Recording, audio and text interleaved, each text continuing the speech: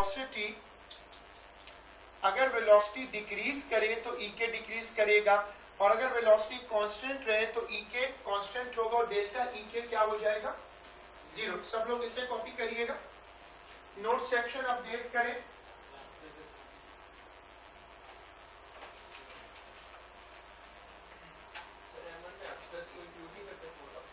अपट्रस basically physics का एक particular concept है।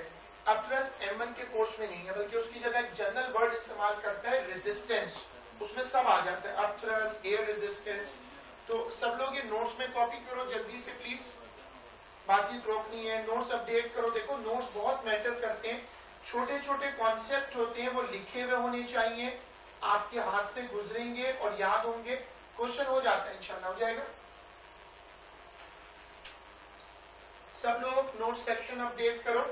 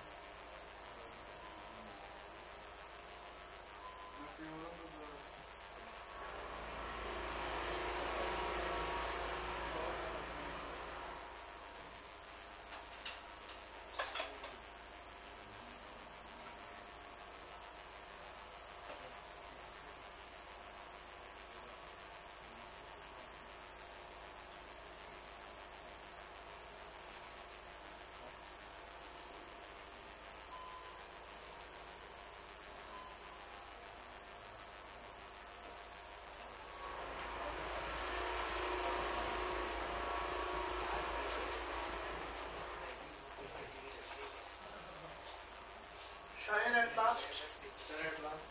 last got a B।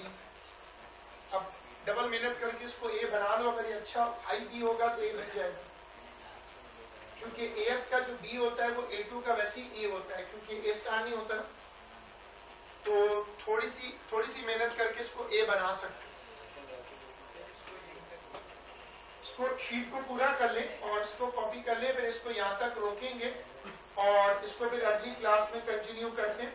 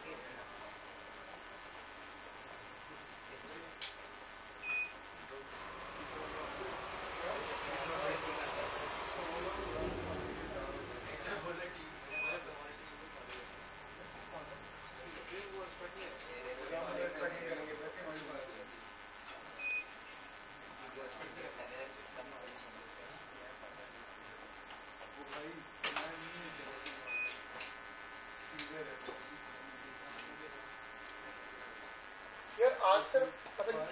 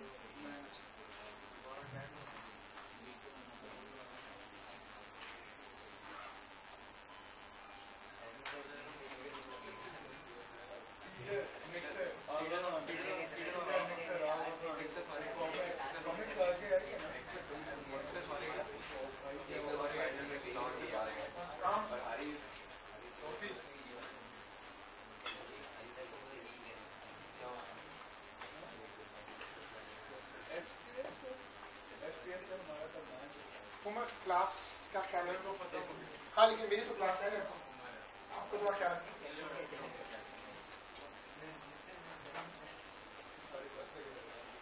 सब लोग चेक करिएगा कि हमने अपनी जो एक क्लास पीछे की थी उसमें कौन से डिजाइन क्वेश्चन करवाए थे।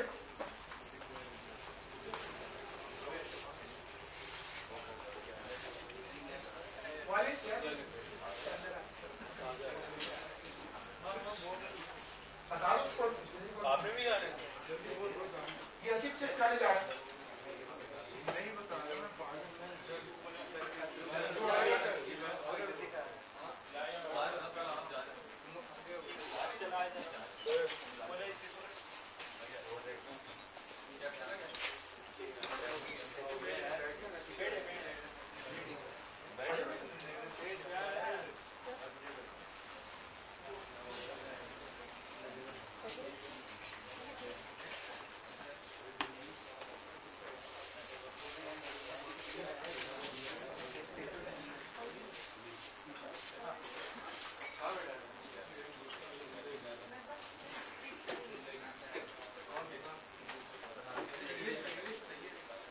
मैं जीरो कर सकते हैं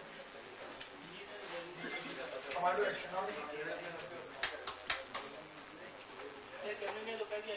हाँ, अब यार तुम्हारी बेंडर है उसमें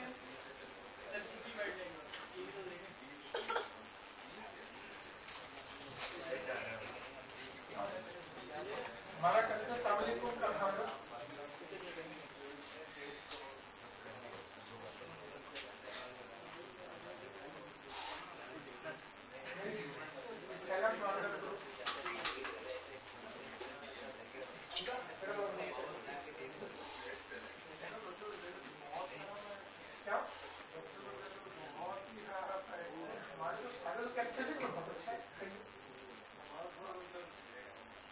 जिन्होंने वापस देखे रेटिंग लग जाए केमिस्ट्री में द्वार लगे लिखे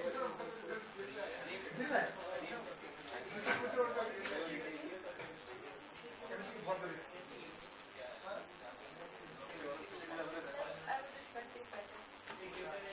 लेकिन जिन्होंने वापस दिया मेजॉरिटी फिजिक्स मैथ में तो निकल गए। मैथ्स में तो सबसे अच्छा है, सबसे बुरा केमिस्ट्री और सबसे अच्छा मैथ्स।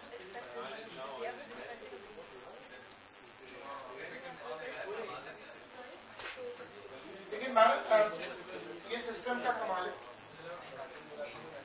सब लोग बातचीत अगर रोक लें प्लीज, अगर बातचीत रोक लें या जरा बातचीत रोक लें प्लीज।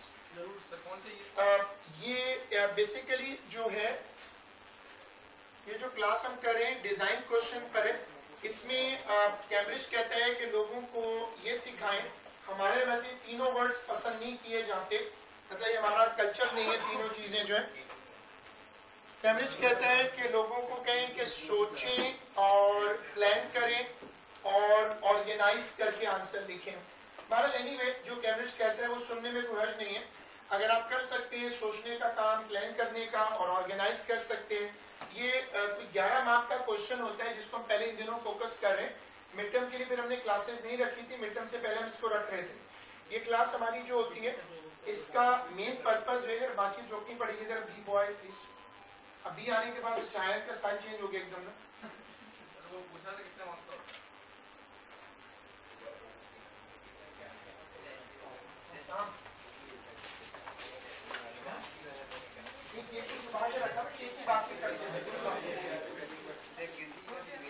मैं केक शेयर नहीं करता, सॉरी।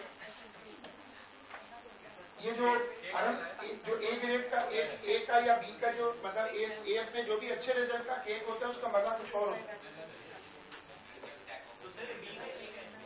नहीं ये तो ए का केक डबल ए है इसका, मतलब पहले भी ए आया वापस दिया फिर ए आ गया उसका केक। नहीं और भी लोग हैं, बाकी सब तो माशाल्लाह अच्छा हुआ। अलबत्ता जो हमारे केएससी वाले साई हैं वो लगता है फिर डूब के बेचारे। हाँ अगर यार आप जरा प्लीज देखो हमने एक्स्ट्रा क्लास रखी है, हमें इसमें सपोर्ट चाहिए। अगर शोर होगा तो ये बिल्कुल अफोर्डेबल नहीं है, इसका प्लीज ख्याल रखो कि ये एक्स्ट्रा क्लास है और कोई 110 दिन बाकी है इस गेम के। हाँ बहुत टाइम है, घर पे बताओ। 110 दिन बाकी है इस गेम में, तो सबसे रिक्वेस्ट है कि वो अगर बातचीत रोक लें और मेरे साथ एक मरतबा दोबारा रिव्यू कर लें। इसके जो अभी नया सिलेबस था उसमें इसके 15 मार्क्स इन्होंने कर दिए थे, तो वैसे 11 मार्क का क्वेश्चन होता था, मैंने अभी गलती से 11 मार्क बोला था, ये 15 मार्क का क्वेश्चन है। इसमें प्रॉब्लम को डिफाइन करने के कितने मार्क्स हैं? 2। प्रॉब्लम डिफाइन करने का मतलब क्या था, ये बताओ कि इंडिपेंडेंट वेरिएबल कौन सा है, डिपेंडेंट वेरिएबल कौन सा है, और ये बताओ कि कांस्टेंट कौन सा है। मैं आपको ये शीट में दे दूंगा, आप पहले भी मैंने शायद इसकी कुछ शीट्स दी थी, आप इसको कॉपी मत करिएगा, सिर्फ आप मेरे साथ इसको रीलोड कर लीजिएगा ताकि हम अपनी वो जो एक डिस्कनेक्शन हुआ था पेपर 5 का वो रिकॉल कर लें। पेपर 5 में पाकिस्तानियों का बहुत अच्छे मार्क्स आते हैं, हम लोगों की असल में लैब बुरी है और वो भी इसलिए हम पेपर आउटवर्ड के चक्कर में पढ़ते हैं। वैसे हमारा एटीपी बहुत अच्छा होता है शुरू से। अच्छा, मेथड ऑफ डेटा कलेक्शन, जिसमें आपको एक डायग्राम बनानी पड़ेगी, आपको एक डायग्राम बनानी होगी फुली लेबल्ड, आपको एक फुली लेबल्ड डायग्राम बनानी होगी और फिर उसमें आपको वो कह रहे हैं कि 4 मार्क्स ले सकते हैं। उसके बाद method of analysis, method of analysis का मतलब क्या होता है, आप उसको बताओगे कि डेटा से रिजल्ट कैसे निकालेगा, मतलब कौन सा ग्राफ बनाएगा, लीनियर लॉ की कोई एप्लीकेशन है वो बता दो। इसमें आपको वो एक्सपेक्ट करेगा कि आप उसको कुछ ग्राफिकल वर्क भी एक्सप्लेन करोगे। ये स्मार्ट पॉइंट होते हैं, 6 मार्क्स उसके दिए जाते हैं, जो मैंने आपको बताया था कि जो अलग से बच्चे लिखते हैं स्मार्ट पॉइंट्स होते हैं, एक्स्ट्रा पॉइंट्स। इसके अलग से पॉइंट्स, अलग से मार्क्स होते हैं। स्मार्ट पॉइंट्स जो होते हैं वो अलग से होते हैं, 6 मार्क्स इसके देगा। और इसके बाद आप मेरे साथ देखिएगा,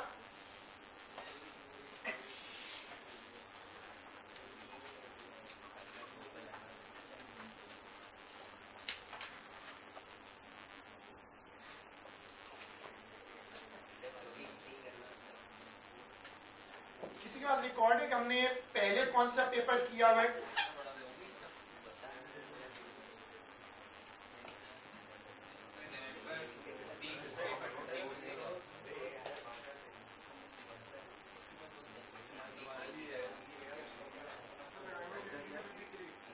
नवंबर 15 किया हुआ है,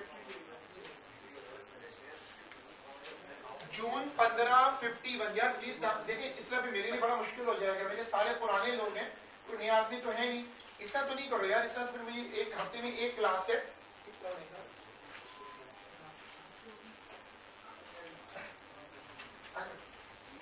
यार इसमें हमारे लोग जो शुरू से आ रहे हैं, कोई नया आदमी तो नहीं है, तो प्लीज जरा कॉपरेट करो। इस तरह के शोर में तो फिर मैं कुछ कर ही नहीं सकता, ये तो ऐसा लग रहा है कोई चीफ चौक पे क्लास कर रहे हैं।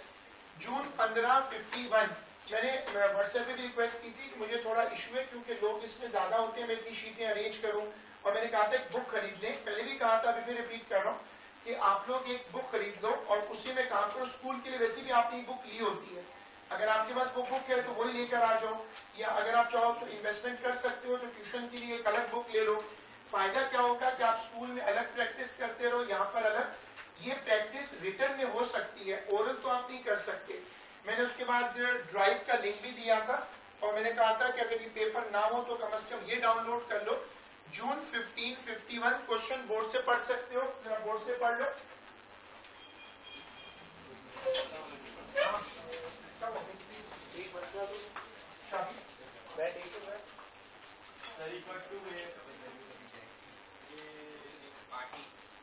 कौन डबल सी है सर के? डबल सी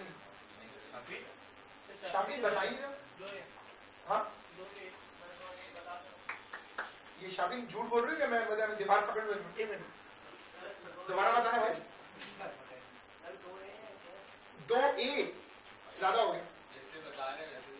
हाँ नहीं 2A शामिल में देखे तुझे, जिसके 2A है उसकी शक्ल ऐसी हो रही है, 2U है। रिजल्ट दिखाओ जो बोल रहे हो। शाफिन से इसी बताओ, कुछ नहीं होता। अच्छा A student is investigating simple harmonic motion.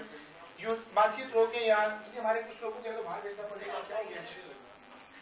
Sir बेटा क्लास में काम ही नहीं कर सकती, रुक जा प्लीज यार। अभी तो एक एक को नाम लेके रिक्वेस्ट करनी पड़ेगी कि भाई प्लीज मुझे कराने दे। कोई नया बंदा हो तो मुझे फिर कहूँ यार मैं। ओहो सर, क्या वर्ड पोजीशन आ गई? आ गई सर। फांसी।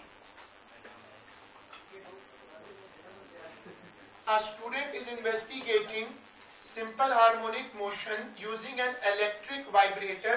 देखिए, अगर कोई किताब भी लेके नहीं आया और उसके पास ड्राइव के लिए भी डाउनलोड वो नहीं कर सकता तो उसकी मर्जी है। हम कोई शीट सप्लाई नहीं करेंगे। जिसको क्लास में आना है वो या तो पेपर खरीदे या वो डाउनलोड कम से कम कर ले, क्योंकि इससे ज्यादा कुछ नहीं कर सकते। और मैंने पहले भी कहा कि बातचीत नहीं होगी, हमें इसमें अफोर्ड नहीं कर सकते। हफ्ते में एक क्लास है और अगर किसी को बातें करनी है तो एक्स्ट्रा क्लास में मत आए, उसमें घर में स्कूल में कर ले, लेकिन यहाँ प्लीज बात ना करें।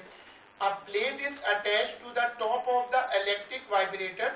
ये वो वाइब्रेटर होते हैं जो कुछ लोगों ने देखे होंगे, जो कुछ घरों में होते हैं, जैसे कि इलेक्ट्रिक स्टीरर होता है जिससे वो दूध को मिक्स करते हैं या किसी चीज को। ये इलेक्ट्रिक स्टीरर की तरह की डिवाइसेस हैं। कहते हैं a small mass is placed on the metal plate as shown in the figure. सब लोग क्वेश्चन यहाँ से पढ़ लो अगर आपका शीट नहीं है। इस तरह का ये मेटल वाइब्रेटर है, नीचे लिखा हुआ है वाइब्रेटर और ये उसके स्टिक है, ऊपर एक स्मॉल मास रखा हुआ है। अच्छा, जब ये वाइब्रेटर हिलेगा ऐसे तो ये मास मूव करेगा। डायग्राम बोर्ड से देख लें सब लोग, इसकी डायग्राम सब लोग बोर्ड से देख लें। ये वाइब्रेटर है और ऊपर एक मेटल प्लेट रखी हुई है। अब वो आगे जो कहता है वो जरा पढ़ो। कहते हैं an alternating potential difference is applied to the vibrator for a given peak voltage V. There is a maximum frequency at which the small mass remains in contact with the plate. The contact between the small mass and the plate is lost when the frequency is greater than F. आप सब लोग ये paragraph पढ़ो और मुझे आप लोगों ने ये बताना है कि ये कर क्या है। ऊपर वाली प्लेट हिलेगी, वाइब्रेट करेगी और फिर ऊपर वाली प्लेट वाइब्रेट करेगी और जब ज्यादा वाइब्रेट करेगी तो क्या होगा, वो जो मेटल है वो ऊपर वाली प्लेट से स्लिप होकर नीचे गिर जाएगा और जिस पर वो मेटल स्लिप कर जाएगा उस फ्रीक्वेंसी को क्या कहते हैं? नहीं, खाली रख के छोड़ा है आपने उसको ना, जैसे लूज है वो।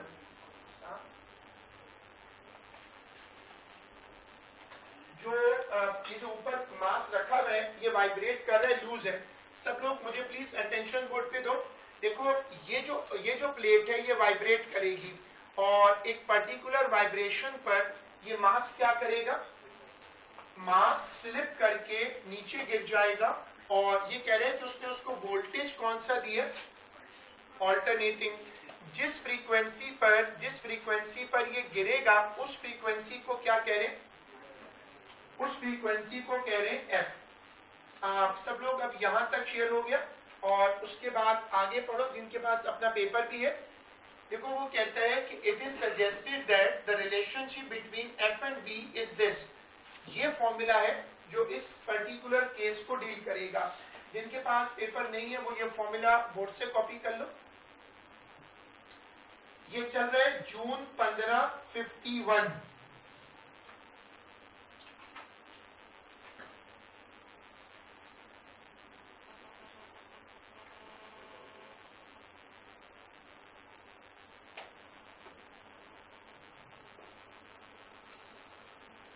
हम लोग कर रहे हैं जून 15 और पेपर है 51।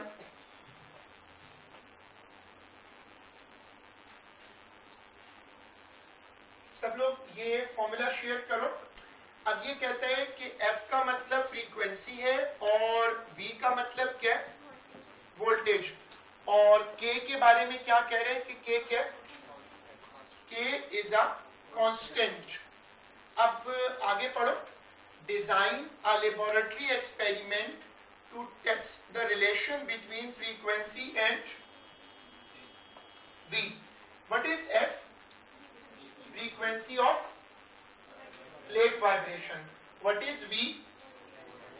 कौन सा वोल्टेज जो आप प्लेट को दे रहे हो ताकि प्लेट उस पर वाइब्रेट करे। Explain how your results could be used to determine a value for K. You should draw a diagram on page number 3 showing the arrangement of your equipment. सब लोग इसको पढ़ लो और फिर मुझे दोबारा शेयर करो कि मेरे पास दो वेरिएबल हैं, एक एफ है और दूसरा वेरिएबल कौन सा है, वोल्टेज है। और वो कह रहे हैं कि ऐसे एक्सपेरिमेंट करो कि तुम किसकी वैल्यू निकाल सको, के की। अब तुमने पूरा क्वेश्चन एक तरह से ज़हन में रीड कर लिया, थोड़ा सा बताओ कि क्वेश्चन है क्या। इस तरह की प्लेट है जो कि वाइब्रेट कर रही है और प्लेट के ऊपर हमने क्या रखा है, मास रखा है। पेपर में तुम यही करना कि कम से कम 3-4 मरतबा क्वेश्चन की कहानी को दिमाग में रिपीट करो। ये 15 मार्क्स हैं और सॉलिड मार्क्स हैं। अगर 15 ये हो और दूसरे के 12-13 मिल जाए तो आपका बहुत लॉस कवर हो जाता है। देखिए जो एएस होता है उसमें ए स्टार नहीं होता, तो बाय डिफॉल्ट जो एएस का ए होता है वो ए स्टार बनता है और जो एएस का बी होता है वो ए बनता है। तो अक्सर टीचर आपको इसलिए कहते हैं कि अगर आपका एएस में बी आ गया तो आप थोड़ी सी मेहनत करो तो ए बन सकता है। भारत ये कैलकुलेशन पे डिपेंड करता है कि उसमें पेपर 2 में क्या है। अगर एएस के पेपर 2 में आपका बी है तो फिर तो A2 में इंशाल्लाह ए बन जाता है, जो कि ज़ाहिर है मेन वेटेज होता है। तो अब वहां पर पेपर 4 तो बहुत मुश्किल होता है, बड़ा लेवल टच होता है वहां पर। तो 100 में से अगर 55 आ जाए, 60 आ जाए तो बड़ी बात होती है। ये पेपर गोल्डन होता है क्योंकि इसमें 30 मार्क्स का पेपर है। 15 में से अगर आपने 14 या 13 उठा लिए एक सवाल में तो बहुत ज्यादा रिस्पॉन्स आता है, क्योंकि उधर आपके 55-56 हो जाते हैं, 60 भी उठा लिए तो आराम से आप अपना एएस का लॉस कवर कर सकते हो। इसमें कुल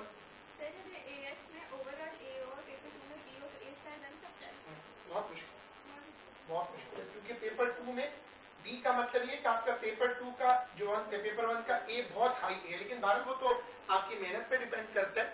अब देखो मैंने आपको जो बताया वो रिपीट कर लो कि आपके पास दो प्लेट्स है। ऊपर वाली प्लेट वाइब्रेट करेगी, ऊपर वाली प्लेट वाइब्रेट करेगी और आप आहिस्ता आहिस्ता उसकी वाइब्रेशन बढ़ाओगे। वाइब्रेशन बढ़ाते जाओ और वाइब्रेशन कब रोकोगे, जब वो मेटल का पीस स्लिप होकर गिर जाएगा। जिस पर वो गिरेगा आप वो फ्रीक्वेंसी नोट कर लोगे। अब आप इसको सोचो कि हमें इसमें क्या क्या लगाना चाहिए। पहले वेरिएबल लिख लो। अच्छा ये मैंने पहले भी बता दिया था कि इस पेपर 5 को आपने बुलेट फॉर्म में नहीं लिखना, पॉइंट्स फॉर्म में नहीं लिखना, नंबरिंग नहीं करनी। एक कंटिन्यूअस पैराग्राफ बनेगा, मैं आपको दिखाऊंगा समझाने के लिए, लेकिन आप लोग बुलेटिंग नहीं कर सकते। जिसने वो क्लासेस शुरू वाली ना ली हो वो अभी लिख ले, no bulleting, no numbering, only continuous paragraph. ये मैं पहले बता रहा हूँ कि वो जैसे केमिस्ट्री में होता है कि आप नंबरिंग कर सकते हो, इसमें नहीं होगा। सब लोग ध्यान रखिएगा और मैं आपको जो चीजें जो भी बताता जाऊं उसको आप लिखते वक्त कंटिन्यूअस लिखिएगा। Variable V is the independent variable and F is the dependent variable। इसको एज इट इज कॉपी कर लो। अभी तो बताया बेकार, अब इसको दोबारा लिख लो। देखो ये चीजें बड़ी मैटर करती हैं। In physics paper 5 no bulleting, no numbering, only a continuous paragraph. कोई किसी किस्म की नंबरिंग नहीं होगी, आप कंटिन्यूअस लिखते जाएं। हेडिंग नहीं डालेंगे, प्लीज तवज्जो रखिएगा, हेडिंग्स नहीं डाली जाएंगी।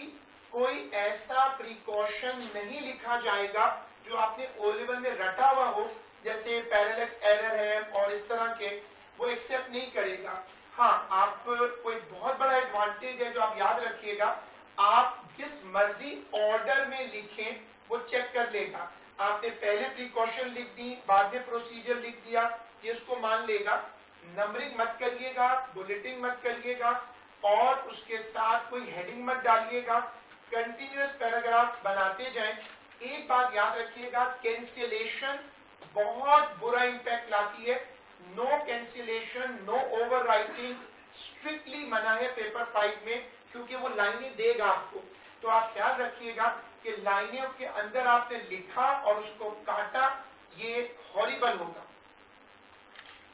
V is the independent variable, F is the dependent variable। बताओ क्या मतलब V is the independent variable? हम बदलेंगे वोल्टेज को और हमारा वोल्टेज बदलने से क्या चीज बदलेगी? फ्रीक्वेंसी। ठीक है, अब आप इसमें चेंज करो F को, until the mass leaves between plate। क्या मतलब इस बात का?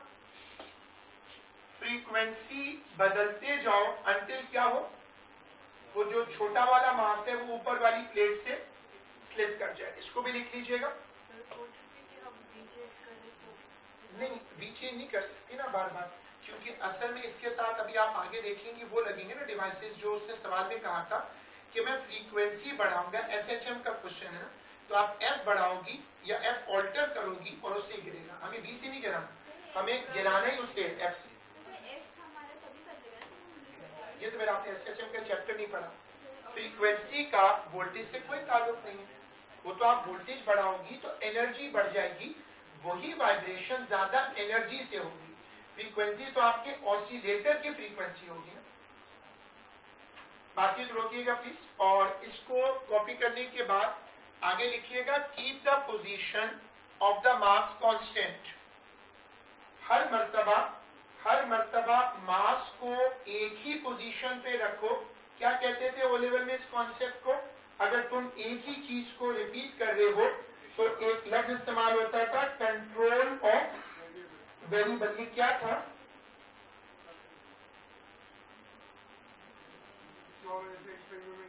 किसी और चीज को एक्सपेरिमेंट में इंटरफियर मत करने दो। अगर तुमने किसी और वेरिएबल को इंट्रोड्यूस करवाया तो उसका रिजल्ट चेंज हो जाएगा। तो इसमें लिखा है keep the position of the mass constant. Keep the position of the mass constant. Mass को हर मर्तबा एक ही जगह रखो। बताओ, अगर मैं एक मर्तबा मास को सेंटर में रखूं और एक मर्तबा थोड़ा सा सेंटर से हटा के रखूं तो क्या रिजल्ट बदल जाएगा? लिखिएगा इसी के आगे, this is a control of variables। This is a control of variables। Repeating third time, no paragraphing, no numbering, no heading, no bulleting। ये मैं रिपीट इसलिए कर रहा हूं कि मैं बोर्ड पे उसको यूज कर रहा हूं, क्योंकि मुझे एक्सप्लेनेशन में रखना है। अब अगला देखो प्रोसीजर। अब प्रोसीजर बड़ा सिंपल होगा। ये जो ऑपरेटर्स है, ये वाइब्रेटर है आपके पास है। अब आप इसको सिर्फ ये बताओ, एएस फिजिक्स में जाकर वो कौन सा ऑपरेटर्स है जो चीजों को ऑसिलेट कर सकता है एक नॉन फ्रीक्वेंसी पर? सीआरओ तो रीड करता है ना, सीआरओ ऑसिलेट नहीं करता। सीआरओ तो ऑसिलेशन की फ्रीक्वेंसी नोट करता है। उस इंस्ट्रूमेंट का नाम बताओ। जैसे रिपल टैंक में मुझे अगर एक डिपर को चलाना है एक नॉन फ्रीक्वेंसी पर, तो उस डिवाइस का नाम बताओ जो फ्रीक्वेंसी कंट्रोल करती है। ऑसिलेटर नहीं यार, याद तो आना चाहिए ना इसका नाम। इसका नाम है सिग्नल जनरेटर। वो डिवाइस, देखो बात कोई नहीं करेगा, जो बात कर रहे वो भाग जाए। देखो आप सीरियसली कोई मेरी बात नहीं सुन रहा, मेरे साथ रिगार्डनेस ही मैं भी नहीं कर रहा। देखो ये हफ्ते में एक क्लास रखी है, पिछली मतलब भी कैंसिल हो गई थी, फिर आने का क्या फायदा? जरा ऑनेस्टली सोचो कि आने का क्या फायदा? जब यहाँ बैठ के बात करें फिर बाहर बैठ के बात करो। कोई मेन क्लास तो नहीं है, एक्स्ट्रा क्लास है ना। किसी को पेपर 5 नहीं करना, उठ के चला जाए, फिर यार ये तो ज्यादती है। अच्छा बताओ, सिग्नल जनरेटर क्या होता है? जैसे तुम अपने मोबाइल फोन पर कीपैड पर नंबर डायल करते हो, ये डिवाइस कहलाती है सिग्नल जनरेटर। जो इसका नाम भूल गया हो वो दोबारा याद करे। सिग्नल जनरेटर वो डिवाइस है जो फ्रीक्वेंसी को कंट्रोल कर सकती है। What is signal generator? It is a device used to control frequency. तुम अगर इसको 100 हर्ट्ज पे सेट कर दो तो ये इसके साथ जो चीज लगाओगे ये उसको 100 फ्रीक्वेंसी पर ले आएगा। It is a frequency controller. Signal generator इस्तेमाल कर सकता हूं। उसके बाद जैसे शायान ने कहा सीआरओ। बताओ सीआरओ क्यों लगाऊं? सीआरओ लगाने का फायदा ये होता है कि सीआरओ क्या फ्रीक्वेंसी को एक्यूरेटली चेक कर सकती है। अब बड़ी इंपॉर्टेंट बात याद रखना कि जो आजकल सिग्नल जनरेटर आते हैं, लैब्स में होते हैं, हमारी लैब में नहीं होते वैसे, उनमें ना स्क्रीन पर फ्रीक्वेंसी आ रही होती है। अगर तुम किसी और तरीके से ऑसिलेट करोगे तो तुम्हें फ्रीक्वेंसी तो नहीं पता चलेगी। उस वक्त तुम क्या इस्तेमाल करोगे? सीआरओ। ऐसा सिग्नल जनरेटर जिसमें फ्रीक्वेंसी ना आ रही हो, या तुम अगर किसी और तरीके से ऑसिलेट करो मैन्युअली या किसी और चीज से, तो फिर तुम ये लगाओगे सीआरओ इनपुट डिवाइस से या आउटपुट डिवाइस से। गुड। सीआरओ यूज होती है फ्रीक्वेंसी को रीड करने के लिए। अगर तुमने फ्रीक्वेंसी को शो करना है कि वो कितनी तब इस्तेमाल होगा, बताओ। Why voltmeter? क्योंकि वोल्टेज तो मेजर करना है। वोल्ट मीटर का कोई बेहतर ऑल्टरनेट पोटेंशियोमीटर, उससे बेहतर option digital volt meter. Very good, शाबाश। और क्या सीआरओ ही वोल्ट मीटर भी होती है? सीआरओ का जो वाई एक्सिस होता है वो क्या मेजर करता है? वोल्टेज। ठीक है। अब उसके बाद सर्किट देखो। तुम क्या करोगे कि नीचे लगाओगे वाइब्रेटर, ऊपर उसकी प्लेट होगी, ऊपर मेटल बॉक्स होगा। तुम सीआरओ अटैच करोगे और सीआरओ के साथ सिग्नल जनरेटर और पावर सप्लाई कौन सी दोगे? एसी। अब तुमने वहां पर एक सेट स्क्वायर शो किया हुआ है। Why set square? ताकि ये कंफर्म हो जाए कि ऊपर वाली जो प्लेट है वो टेढ़ी ना हो। उसके टेढ़ा होने से क्या होगा? क्या उसके टेढ़ा होने से मेटल ब्लॉक बगैर फ्रीक्वेंसी के भी गिर सकता है? तो तुम उसको सीधा रखोगे। अच्छा, अब मैं आपको एक दो ऑपरेटर्स के बारे में, जैसे मैं हर क्लास में बताता हूं, तो मैं आपको ब्रैकेट में लिखवाऊंगा, लेकिन आप ये पेपर में नहीं लिख सकते। ठीक है, ब्रैकेट ओपन करिएगा।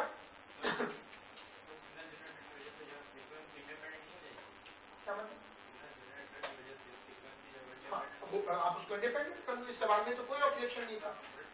हाँ, लेकिन ये तो आपकी मर्जी है ना। मैंने ये किया था कि मैंने कहा था कि मैं वोल्टेज बदलूंगा। अच्छा, ये बात जो इन्होंने पूछी विकास ने, वो और लोग भी समझ लीजिएगा। ये कॉन्सेप्ट कुछ और लोगों को भी कंफ्यूज करेगा कि मैंने वोल्टेज को क्यों लिया था। अच्छा, ये एक मरतबा पहले ब्रैकेट पे बाद में आइएगा। ये बताओ कि ये जो हम फ्रीक्वेंसी की बात कर रहे हैं, ये इसकी गिवन फ्रीक्वेंसी है या एफ का मतलब वो फ्रीक्वेंसी है जिस पर ये गिरेगा? जिस पे गिरेगा। मैं आपको प्लान बता देता हूं, फिर मैं ब्रैकेट पे आता हूं। देखो, मैं ये करूंगा कि वोल्टेज बढ़ाऊंगा, एक पर्टिकुलर वैल्यू पे लाके रोक दूंगा। जैसे मैंने 100 वोल्ट पे रोक दिया। 100 वोल्ट पे रोकने के बाद फिर मैं किसको बढ़ाऊंगा? इसके जरिए फ्रीक्वेंसी को। जब ये फ्रीक्वेंसी बढ़ेगी तो एक फ्रीक्वेंसी पर ये मास गिर जाएगा। मैं वो फ्रीक्वेंसी नोट कर लूंगा। फिर मैं ऑपरेटर्स को बंद करके ठंडा होने दूंगा।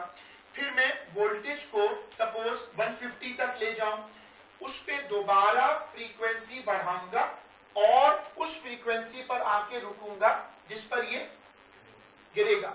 अगर मैं ये नहीं करूंगा फिर तो एक ही फ्रीक्वेंसी आती रहेगी, वो तो मुझे एक मर्तबा मिल जाएगी। असल में डिफरेंट वोल्टेज मेरा इंडिपेंडेंट वेरिएबल है। हर वोल्टेज पर फ्रीक्वेंसी बढ़ाकर वो फ्रीक्वेंसी पता करनी है जिस पर ये ब्लॉक गिरेगा। मैं इसको और क्लियर कर दूं कि मेरे लिए इंडिपेंडेंट वेरिएबल ये वैल्यू नहीं है, बल्कि ये ध्यान में रखिएगा, ये तो मुझे शुरू से पता है। असल में मैं इससे फ्रीक्वेंसी बढ़ाऊंगा और जब वो ब्लॉक गिरेगा तो मैं ये फ्रीक्वेंसी नोट कर लूंगा। सबको समझ आ गया होगा कि ये एक फ्रीक्वेंसी की बात नहीं हो रही, दो की हो रही है। लिखिएगा bracket open, frequency controller is best frequency controller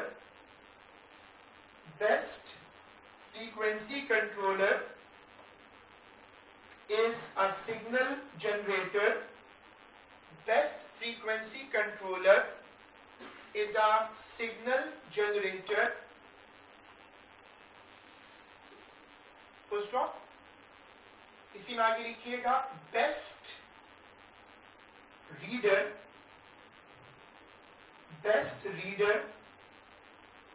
for frequency and voltage, best reader for frequency and voltage is a calibrated CRO. Calibrated लिखना बहुत जरूरी है.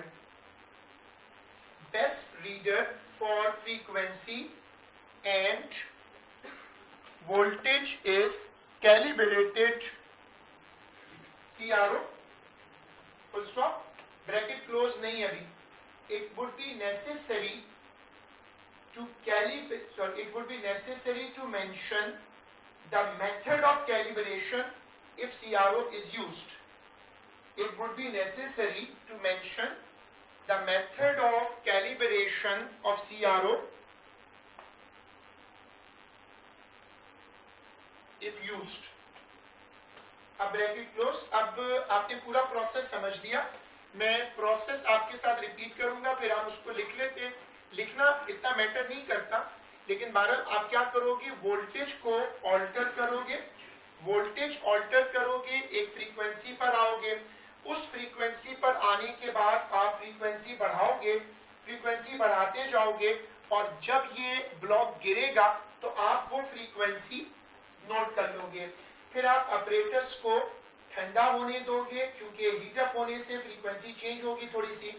ऑपरेटर्स को ठंडा करोगे, एक नए वोल्टेज पर आओगे, और उसके बाद सिग्नल जनरेटर की फ्रीक्वेंसी को भले उसी नंबर से शुरू कर लो और आहिस्ता आहिस्ता बढ़ाओ अंटिल कि ये ब्लॉक क्या करे, गिर जाए. अब सवाल ये कि इसमें सीआरओ क्या कर रहा है. सिग्नल जनरेटर पे फ्रीक्वेंसी आती है, लेकिन मसला क्या होगा कि जैसे वो छोटा सा मास गिरेगा, सिग्नल जनरेटर की फ्रीक्वेंसी एकदम से ड्रॉप कर जाएगी, क्योंकि वो तो एक डिस्प्ले डिवाइस है. जैसे तुम गाड़ी चला रहे हो और गाड़ी को एकदम ब्रेक लगाओ तो गाड़ी का जो स्पीडोमीटर है वो तो एकदम से नीचे आता है, वापस आता है, क्योंकि ये तो डायरेक्ट सेंस कर रहा है. सीआरओ में एक ऑप्शन होता है कि उसकी स्क्रीन फ्रीज हो जाती है, तो तुम उसको स्क्रीन फ्रीज पे रखोगे और क्या होगा कि सीआरओ को तुम देखते रहोगे. जब वो मास गिरेगा तो सीआरओ की स्क्रीन फ्रीज होगी, और उस वक्त तुम उसको रिकॉर्ड कर लोगे, क्योंकि सिग्नल जनरेटर की फ्रीक्वेंसी एकदम से गिरेगी. तुम ये भी कर सकते हो कि सीआरओ की स्क्रीन को रिकॉर्डिंग पे लगा दो, रिकॉर्ड करते जाओ, और जब मास गिरेगा उस वक्त सीआरओ की फ्रीक्वेंसी ले लो. तुम ये भी कर सकते हो कि पूरे ऑपरेटर्स की वीडियो बनाओ इस तरह कि उसमें मास और सीआरओ की स्क्रीन दोनों एक साथ दिख रही हो. तो जब मास गिरेगा तुम वहां पर वीडियो को पॉज करके सिग्नल जनरेटर या सीआरओ की रीडिंग ले लो. ये जरूरी इसलिए कि जैसे ही मास गिरेगा रीडिंग चेंज हो जाएगी. उसके बाद ये वाली डायग्राम बनेगी. सॉरी ये समझ नहीं आया नबील तो क्या फायदा हो. एक चीज पर से मास गिर गया तो क्या उसका लोड बदलने से फ्रीक्वेंसी नहीं बदलेगी. कभी आप मेहरान को चलाओ जरा 80-90 तक लेके जाओ और ये निकल जाए, और अगर उसमें लोड कम हो ज्यादा हो तो आजा को बिठा जाए मेहरान में और उसको 100 तक ले जाओ, इंजन निकल जाएगा लेकिन वाइब्रेट नहीं करेगी. असल चीज लोड गिरते ही एकदम फ्रीक्वेंसी चेंज होगी.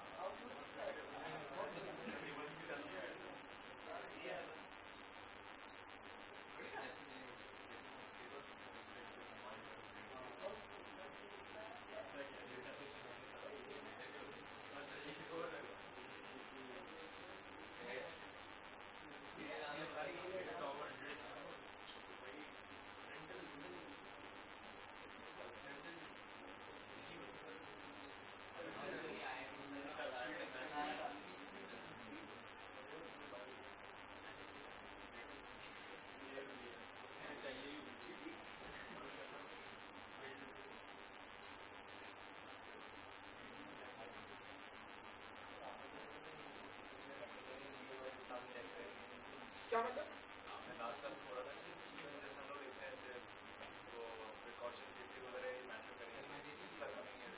नहीं, मैंने कहा था कि उन्होंने कहा था बुलेटिंग नहीं होगी। सीक्वेंस का मतलब ये है कि जैसे अब आपने ये बनाया, इसके बाद प्रोसीजर लिखे, तो डायग्राम तो कहीं भी बन सकती है, वो तो एक फिक्स जगह दे देगा जो देता है। मैंने कहा था सीक्वेंस मैटर करेगी इन सेंस ऑफ ऑर्डर। ये नहीं कहा था कि आप उसमें प्रिकॉशन में किसी पर्टिकुलर प्रिकॉशन को पहले लिखो। ये सही है कि जब आप लिखोगे तो आप शुरू करोगे राइट से और लेफ्ट को एक्सप्लेन करोगे। बोले जूम नहीं हो सकेगा यार इस वक्त। वो तुम आगे आ जाओ, आगे को सीट खाली है तो आगे आ जाओ।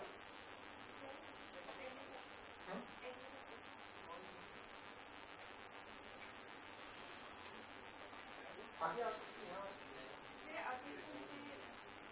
है। पूरी एक लाइन है, कुछ लोगों को नजर नहीं आ रहा। अगर आगे एक दिन के लिए आगे आ सकता है।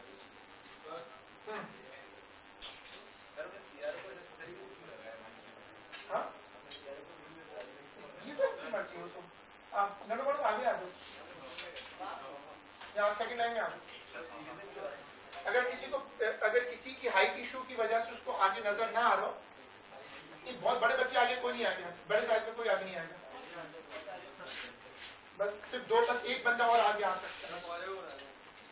बस एक बच्चा और आएगा। नहीं, आप पीछे सर अपने बैठे सर बैठे आप चाहे मैं सिर्फ आगे एक आदमी और आएगा बस।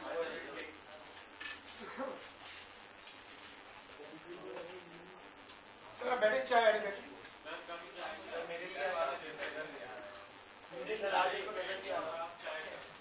क्या चीज?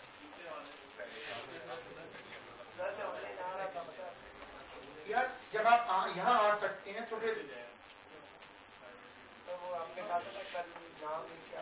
आप उधर बैठ जाओ,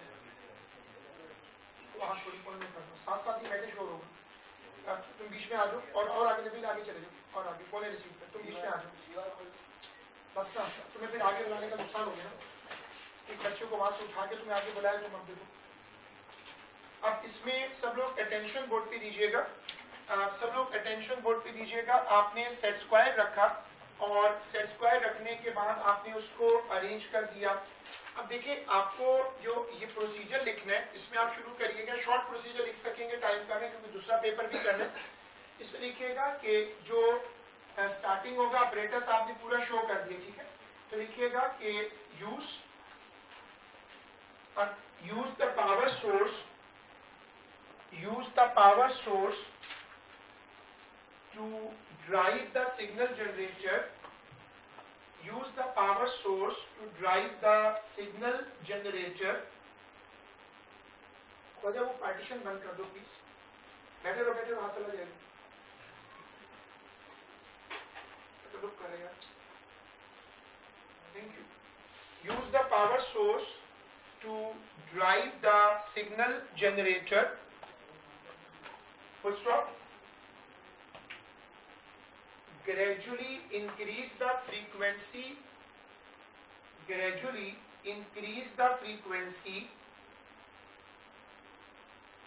when the mass falls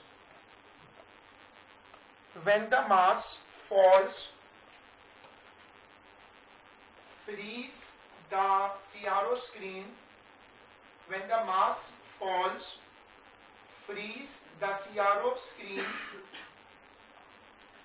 Freeze the CRO screen.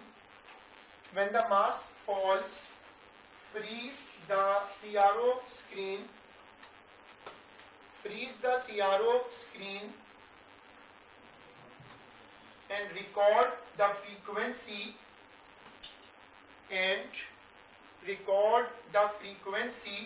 अब यहाँ कैम्ब्रिज कहता है कि आप हमें पूरा समझाएंगे। ये जो पेपर 5 है ये बेसिकली लैब वर्क है। तो वो कहते हैं आप इतना लिखकर नहीं भागिएगा कि कैलकुलेट द फ्रीक्वेंसी। जितना पेपर 5 में तुम एक्सप्लिसिट लिखोगे उतने तुम्हें अच्छे मार्क्स मिलेंगे।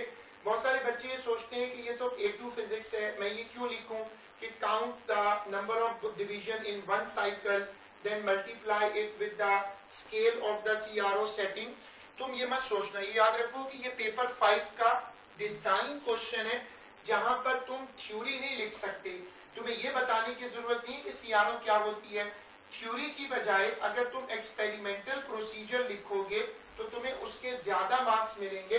एक्सपेरिमेंटल प्रोसीजर में आपको ये बताना पड़ेगा कि आप रीडिंग कैसे लोगे। अब उसमें जो आपने डायग्राम बनाई थी वहां पर ये एंटर कर दो। स्टूडेंट्स क्या करते हैं कि वो अलग से, चूंकि जगह कम होती है, तो वो क्या करते हैं कि उसी डायग्राम पर जाकर ये भी शो कर देते हैं कि वो सीआरओ को कैलिब्रेट करेंगे और उस तरीके से लेफ्ट वाले मेथड से फ्रीक्वेंसी निकालेंगे। कैलिब्रेशन एक बार फिर लिखवा देता हूं मैं भी, ये कॉपी कर लो। हाँ पूरा कॉपी हो। हाँ बोले।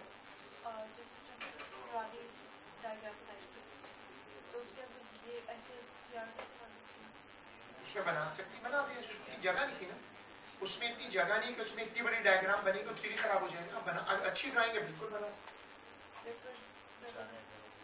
हाँ अगर आपकी ड्राइंग अच्छी आप फिट कर सकते हो बिल्कुल करो, लेकिन चूंकि ये 2D है ना और वो 3D है तो फिट नहीं होगा।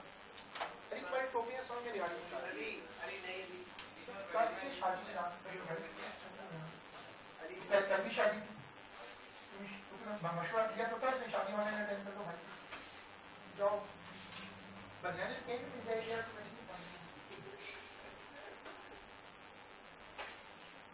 ₹150 की चिप्स खा चुके बच्चे शादी की परेशानी है। माशाल्लाह सो हैप्पी कि एग्जाम तो 6 महीने बाद फिर हो जाएंगे, शादी बार बार कैसे इसलिए तो नहीं होगी, तो बहुत मुश्किल है। लेकिन ए लेवल करेगा कुछ होगा, वही पूछ लेगा भाई ए लेवल हुआ रीटेक दोनों कॉपी। सही बात है भाई, जो लोग बच गए वो तो खुश है ना, जिन्होंने उनको बचाया वो उनके गुस्से में। अब देखा जाए तो आप सब लोगों को सर को, मतलब एक्चुअली कहने से सर की वजह से कितने लोगों का है,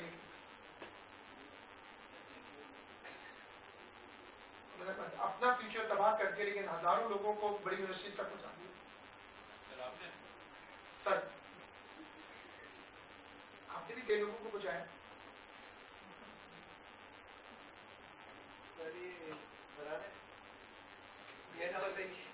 अनाना तुम समर पर सूखे बैठे हो भाई, अब क्या करें। बोला है मैंने 3 मरतबा बोला है, दोनों डायग्राम बने, दोनों डायग्राम बनानी है भाई।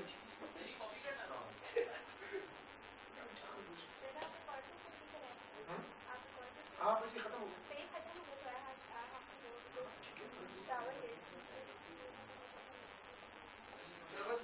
बस प्रिकॉशंस हैं और उसकी वो अच्छी खासी बड़ी जगह होती है। आप तो जिस तरह डायग्राम की बड़ी बना रहे हो तो कैसे बताएंगे, सेट स्क्वायर इसलिए लगाया ताकि ऊपर वाली प्लेट में टिल्ट ना हो।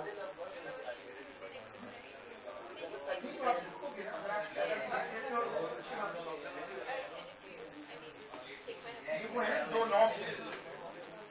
लिखिएगा कि बातचीत रोकिएगा प्लीज। लिखिएगा कि मैं सीआरओ की कैलिब्रेशन पहले भी लिखवाई थी, मैं उसको दोबारा लिखवा रहा हूँ। देखिए बिल्कुल कैलिब्रेशन लिखनी पड़ती है, लेकिन 12 हमने पहले लिखी भी है, सिखाना पड़ेगा। लिखिएगा कि प्लीज यार बातचीत, इसमें लिखिएगा कि यूज द फ्रीक्वेंसी रिस्पॉन्स, ये पैराग्राफिंग कोई नहीं है, ठीक है, कंटिन्यूअस लिखते जाएं। use the frequency response of CRO, use the frequency response of CRO, use the frequency response, वो नहीं होता टेस्टिंग हेलो हेलो वाला, उसको frequency response कहते हैं।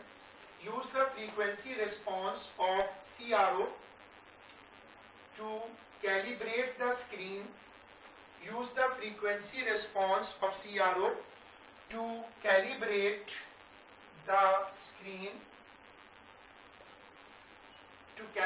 the screen, tune the knobs until one complete trace is obtained, at least one complete trace is obtained. Tune the knobs until one complete trace is obtained, until one complete trace is obtained.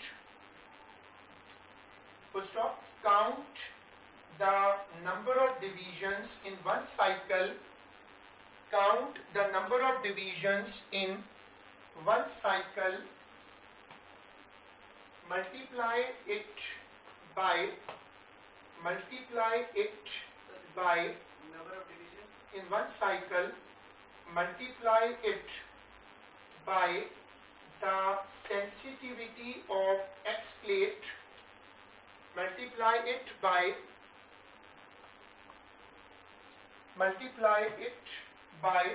the X plate sensitivity या sensitivity of X plate, multiply it by the X plate sensitivity, full stop. This is the time period, this is the time period. फिर आगे लिख दो comma डालकर f is equal to 1/t, उसके बाद लिख दो f is equal to 1/t। ये हमने एग्जामिनर को बता दिया कि वो फ्रीक्वेंसी कैसे नोट करेगा। लिखिएगा उसके बाद कि switch off the operators, allow it to cool, switch off the apparatus, allow it to cool, full stop, increase the voltage of the power source, increase the voltage of the power source,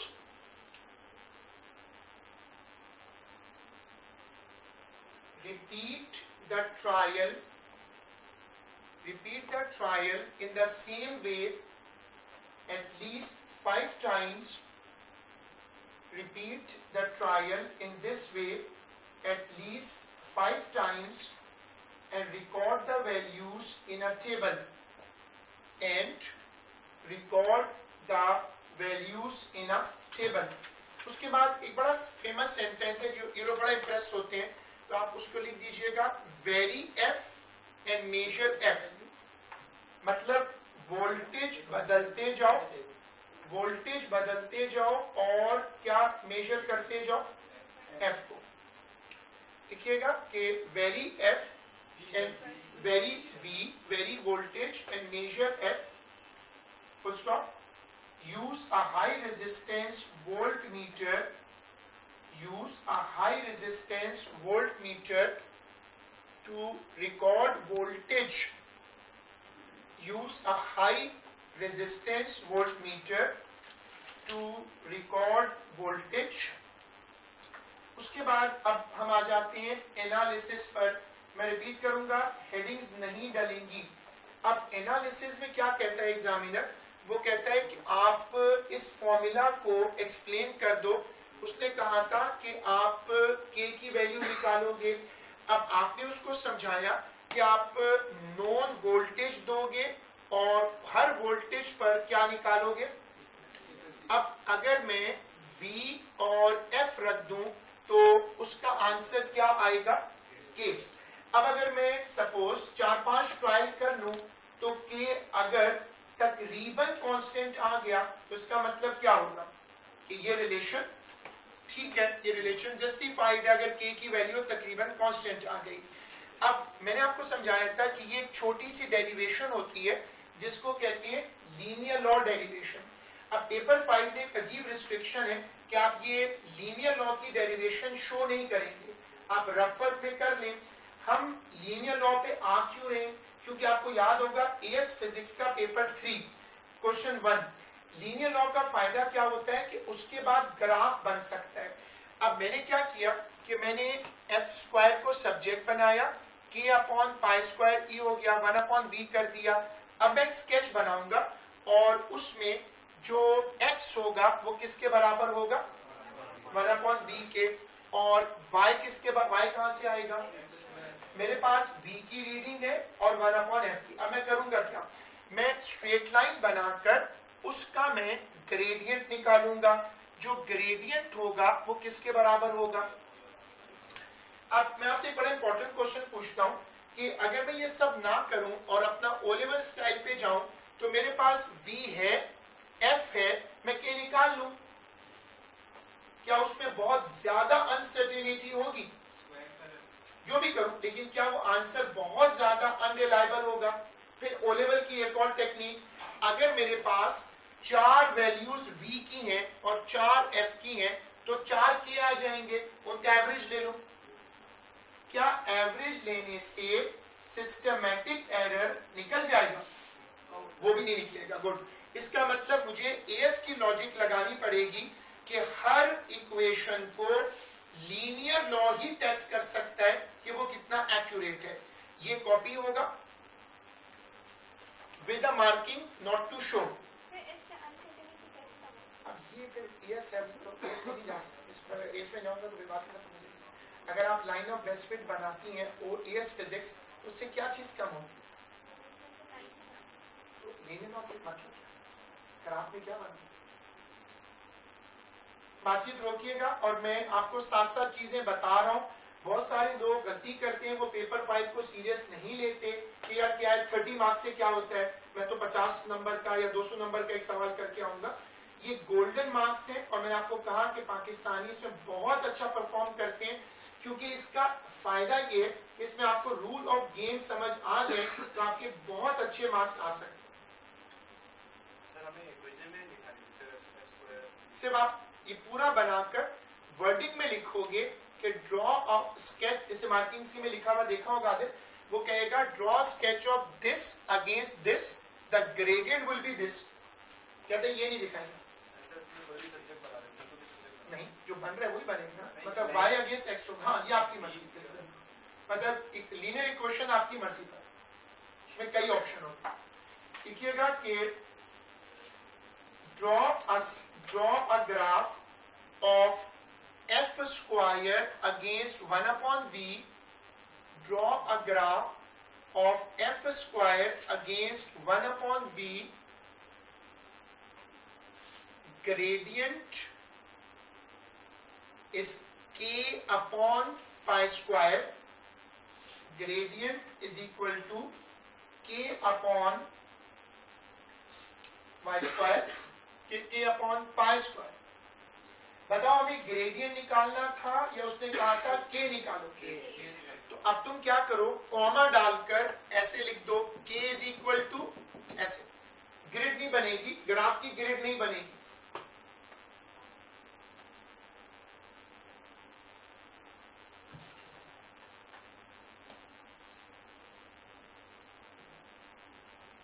अब उसके बाद precautions बताओ। दो तरह की precautions होती हैं, accuracy और सेफ्टी। एक्यूरेसी प्रिकॉशन हमने क्या बता दी थी कि हमने सेट स्क्वायर लगाया था ताकि प्लेट टिल्ट ना हो, और एक छोटा मास अगर वाइब्रेटर से ऐसे जंप करके नीचे गिरेगा तो क्या उससे चोट लग सकती है? सोचिए, ये जो बड़ा ट्रेजिडिकल वाकया होता है, बॉम्ब एक्सप्लोजन होती है, इसमें पैलेट्स इस्तेमाल की जाती हैं, छोटी छोटी मेटल बॉल्स होती हैं, क्या ये बुलेट से ज्यादा बुरी तरह लगती हैं? बहुत स्पीड में होती है और साइज छोटा होता है। जितना छोटे साइज का मेटल, उससे बहुत बुरी एग्जांपल जो बताते हुए भी शर्म आती है, पाकिस्तान में अपने मुल्क में जो होता है, जो मेटल थ्रेड होता है पतंग में यूज होता है, क्या उससे गर्दन भी कट जाती है? क्या मेटल की कोई चीज जितनी छोटी होगी क्या उतनी खतरनाक होती है? ये मेटल का छोटा सा पीस किसी को लग जाए तो बहुत खतरनाक होता है, क्योंकि बड़ा पीस लगे तो फ्रैक्चर हो जाएगा, छोटा पीस तो बहुत बुरी तरह इंजरी कर सकता है। तो अगर आप ऐसे हिला हिला के उसको फेंक रहे हैं तो वो क्या उड़कर किसी को लग सकता है? बिल्कुल लग सकता है। और ये बताएं कि उसको कैसे प्रोटेक्ट किया जाए यूजर को? बस एक बंदा हेलमेट पहन के खड़ा हो जाए, बाकी लोग कहीं भी जाए। सेफ्टी स्क्रीन, सामने एक स्क्रीन लगाए ताकि वो जो है, और उसके अलावा उसके करीब कोई सैंड बैग रखे ताकि वो गिरे तो फ्लोर पे ना गिरे। ये बहुत छोटी प्रिकॉशंस हैं। अगेन क्योंकि हमारी ट्रेनिंग होती है साइज के लिहाज से, हम कहते हैं बहुत बड़ा मेटल होगा तो नुकसान होगा, छोटे मेटल हालांकि ज्यादा नुकसान करते हैं, लीथल होते हैं।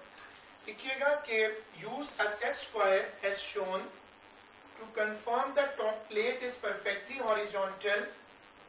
Use a set square as shown to confirm the top plate is horizontal. Use use a set square to confirm the top plate is perfectly horizontal. Any inclination will affect the F frequency. Any inclination will affect frequency. Result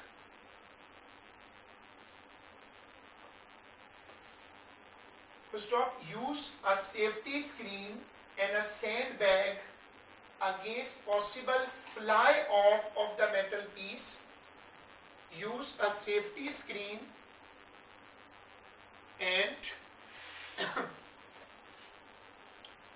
use a safety screen and a sandbag against the possible fly off of the metal piece. Board पे देखिएगा, फिर मैं marking scheme को ला रहा हूं. कहते हैं wait for vibrator to oscillate evenly. Method to determine period of oscillation वो मैंने आपको बता दिया था. Method of determine frequency from CRO वो मैंने बता दिया क्या होता है 1/T. देखो ये मार्किंग स्कीम है, अब तुम इसको गौर से पढ़ो कि वो कितने बच्चों वाली बात आपको कह रहे हैं कि इसको लिखना स्मार्ट पॉइंट है. ये कैम्ब्रिज उसको लेता है, इसको कहते हैं स्मार्ट पॉइंट. जो 6 नंबर होते हैं अलग से, 15 मार्क्स का टोटल क्वेश्चन है और उसमें 6 मार्क्स होते हैं इनके. ये मैं इसलिए हाईलाइट कर रहा हूँ स्पेशली आपको दिखाकर कि हमारे लोग छोटी चीजें लिखते वक्त हेजिटेट करते हैं. टैब बंद कर दो, स्क्रू टाइट कर दो. लोग कहते हैं कि मैं क्यों लिखूं, क्योंकि हमारी उस तरह की ट्रेनिंग लैब में नहीं होती, हम लैब उस तरह नहीं जाते. तो ये लिखना बहुत जरूरी होता है. सीआरओ को तुम कैसे यूज करोगे, टाइम पीरियड से फ्रीक्वेंसी कैसे बनाओगे. Method to determine V from CRO जो मैंने बताया था, हाइट होती है. अगर ग्राफ स्ट्रेट लाइन होगी और पासिंग थ्रू द ओरिजिन जो मैंने अभी आपको दिखाया था, बताओ इस ग्राफ को ओरिजिन से क्यों गुजरना चाहिए, क्योंकि इसमें C नहीं है, ओरिजिन है. और determine F allow V consistent और by increasing and decreasing V और F. वो कह रहा है अगर किसी बच्चे ने फ्रीक्वेंसी को इंडिपेंडेंट वेरिएबल लिया है तो हम उसको एक्सेप्ट कर रहे हैं. ये भी तरीका किया जा सकता है. Clean surface of metal plate small mass. जो मेटल प्लेट इस्तेमाल करो, मेटल का ब्लॉक वो साफ हो और उस प्लेट की सरफेस साफ हो ताकि मेटल उसको चिपके ना और उससे फ्रीक्वेंसी ना बदल जाए. फिर उसके बाद spirit level to keep plate horizontal. मैंने इसकी जगह क्या यूज किया है, सेट स्क्वायर, क्योंकि हमारे स्प्लिट लेवल इतना कॉमन यूज नहीं होता. सो हम लोग उसको इतना अच्छी तरह जानते नहीं है. आपने जो लिखा था उसके आगे लिख दीजिएगा कि लिखिएगा कि the graph should pass through the origin. Precaution कम से कम 2-2. अगर आप प्रिकॉशन 2-2 लिखेंगे तो ये बेहतर होगा. आप लिखिएगा कि क्या था कि the graph should pass through the origin. उसके बाद इसका ईयर गलत लिखा है. अब ये मेरे ख्याल में जून 15 ही है, लेकिन मैंने इसको जून 11 लिखा है. अगर आप चेक करके मुझे बता सकते हैं तो मुझे बता दें कि क्या जून 15 का बता सकते हैं कौन सा वाला क्वेश्चन है. ये पेपर कौन सा है, 52 है.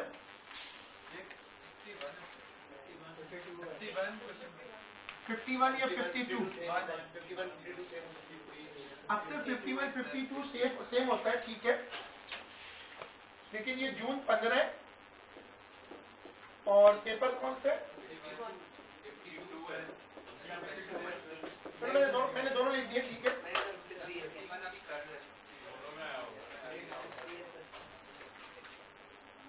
अच्छा, ये फिर फैसला हो सकता है कि जिनके पास बुक्स हैं या पेपर मीडिया फॉर्म में हो, ये 51 है या 52 है. ये 52 है, ठीक है. ये फिर कंफर्म हो गया कि ये 52 है, तो ठीक है यार. अब इसमें इतना बड़ा मसला नहीं है. फिर वही बात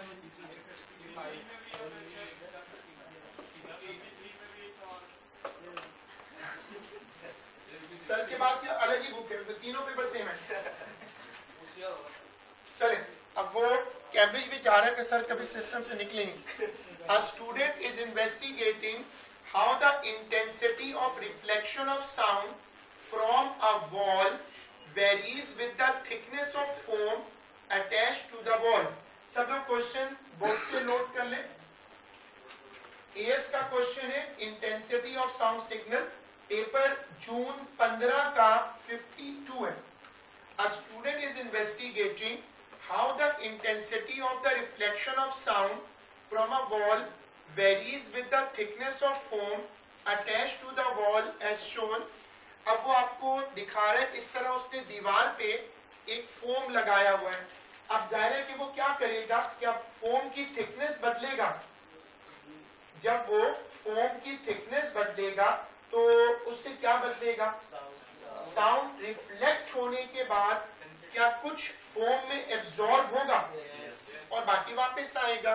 ये है रिफ्लेक्शन ऑफ साउंड। क्या रिफ्लेक्शन ऑफ साउंड को एको भी कहते हैं? ठीक है, कहता है it is suggested that the intensity of the reflected sound is rated by this.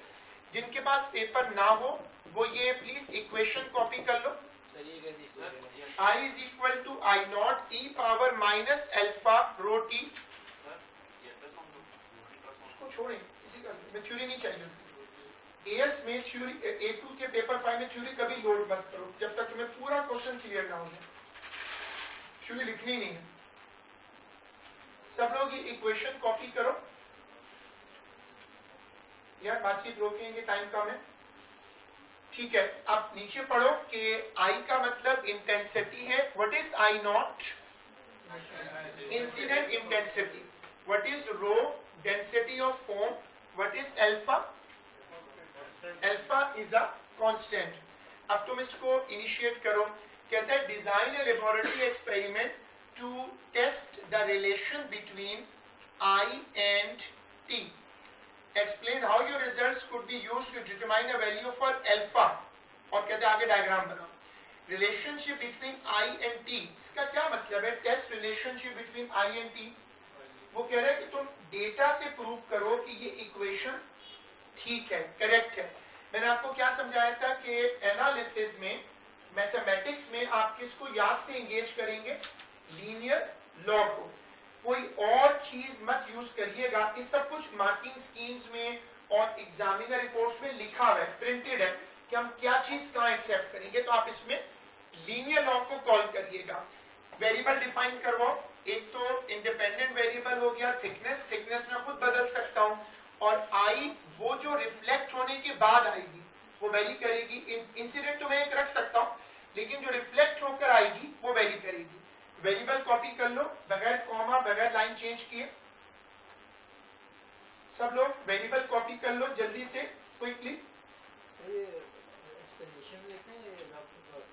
नहीं, मेन, बिल्कुल मेन। एक्सप्लेनेशन तो मैं जब लिखाऊंगा तभी तो मैं ब्रैकेट बोल दूंगा। इसमें तो मेरे पास कोई एक्स्ट्रा पेजेस अभी है नहीं, लोग बुक ही ला रहे तो कहां से कोई एक्स्ट्रा पेज। अभी तो वही मसला चल रहा है कि अभी तो बहुत टाइम है, क्या जरूरत बुक खरीदने की। 110 देना, फिर आखिरी महीने में खरीदते हो। हैरान तो अपने लोगों पर, आखिरी महीने खरीदते हैं वो 800-900 की बुक, उसमें दो क्वेश्चन करके फिर खुशी खुशी घर चले जाते हैं। मोह समझ में नहीं आती सेंस। अभी आप खरीदो ताकि पैसे तो पूरे हो। न्यूमी का मतलब यार ये है कि मुझे न्यूमी अभी चाहिए ना, इस वक्त हमें वो फॉर्म चाहिए। हम लोग वो फॉर्म लाते हैं। तो खैर अब तो खैर सारे लोग एक्सपीरियंस बैठे हैं, सबको पता है कि A लेवल में यही मंथ्स काम करने के। आखिरी में तो A2 में तो कुछ भी नहीं होता बिल्कुल। पेपर ऐसे लगते हैं जैसे वो तो ताइक्वांडो में चमाट लगते हैं स्पीड से, 1 सेकंड में 50 चमाट लगे उस तरह। और अगर खुदा ना खासा कोई एक्सेल दे रहा है वो तो उड़ भी नहीं सकता। मतलब सांस ही, उसका सांस रुक जाता है बेचारे। बहुत मुश्किल। Keep distance from the wall foam to be speaker constant. Keep the amplitude of intensity I nought constant. क्या मतलब इस बात का? हर बार एक ही इनपुट का साउंड रखो। और ये क्यों लिखा हुआ है कि distance from the microphone and distance from the speaker constant हो? क्या इसके बदलने से साउंड की इंटेंसिटी मशहूर है बदलती है? तो याद दिलाए जरा, थ्योरी लिखनी नहीं होती। वो कौन सा मशहूर लॉ है जो कहता है जितना दूर जाओगे इंटेंसिटी कम हो जाएगी? Very good, inverse square law. Theory लिखनी नहीं होती। हाँ, लेकिन देखो तुम ये कह दोगे ना एग्जामिनर को कि एक ही मटेरियल का फोम डिफरेंट थिकनेस में यूज करो। वेरी गुड ख्वाजा, शाबाश। ये कॉपी करिएगा। ख्वाजा की एक अच्छी बिग कंट्रीब्यूशन है कि ये तो बहुत अच्छी कंट्रीब्यूशन है ना बेटा। वो बिग है तो मैं सब रात का खाना नहीं खाया, याद रखिए। अब मुझे कोई मसला नहीं, आप घर नहीं पहुंचोगे, सिर्फ उसको कैचअप नहीं मिलता। इस तो वो बच्चा जो चौहान आता उसको शायद खा गया, खाना आया नहीं आज। अच्छा उसको मैसेज मिला हो, कई दिन से खाने की कोशिश कर रहा है।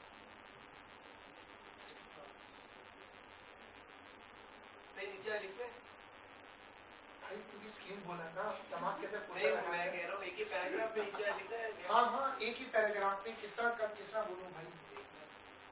नहीं अभी भी वो कंफ्यूज है कि पैराग्राफ कहने को दिल कर रहा है उसका। कैमरे ने मार मार के उलिया बिगाड़ दी, लेकिन नहीं, कैमरे नहीं छोड़ूंगा। हाँ सर यार देखो, इन सब चीजों के पीछे कोई ना कोई रीजन होती है। एएस में तो हर रिस्ट्रिक्शन का एक ही जवाब है। इसमें जवाब ये है कि वो कुछ इश्यूज है। वो कहते हैं ठीक है, अगर आपको कोई ऑब्जेक्शन आ जाए, बैठ जाए टेबल पे बात कर लें। लेकिन इंग्लिश बहुत बोलते हैं। इंग्लिश बहुत नहीं बोलते, इंग्लिश ही बोलते और ब्रिटिश एक्सेंट ऐसे चुप करके जो कहने वो करने सर वही तो मसला नहीं है। जो इंग्लिश के टीचर आते हैं ना वर्कशॉप में, वो चुप रहते। हम क्या है मिस में कमीन के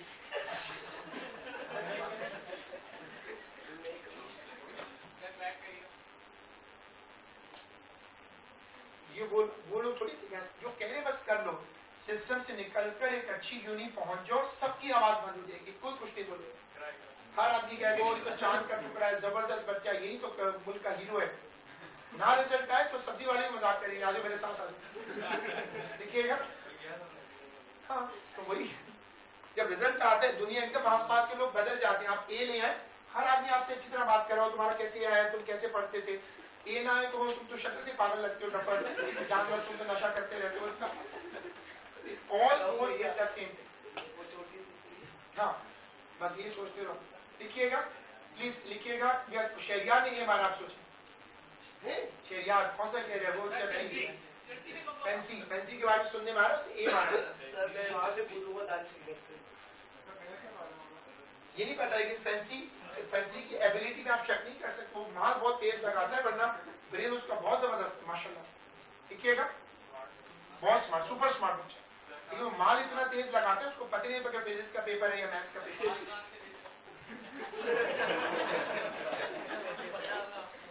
यार थोड़ा इसका ख्याल रखें कि क्लास ऑनलाइन है। बस बस प्लीज, बस यार प्लीज।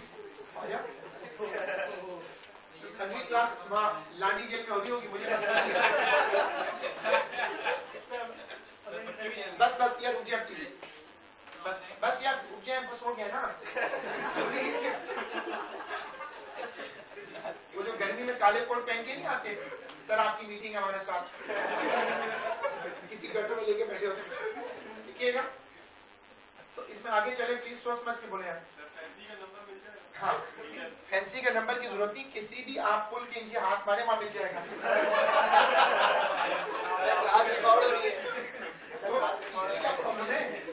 फैंसी की बात हो रही है भाई।